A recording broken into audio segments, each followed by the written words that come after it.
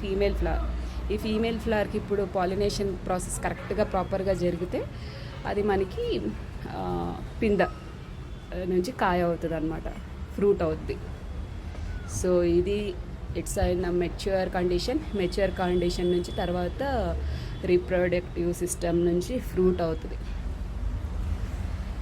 అది మనం నేర్చుకున్న బయాలజీ బాట్ని అన్నీ మిక్స్ చేసి చెప్పాను నేను.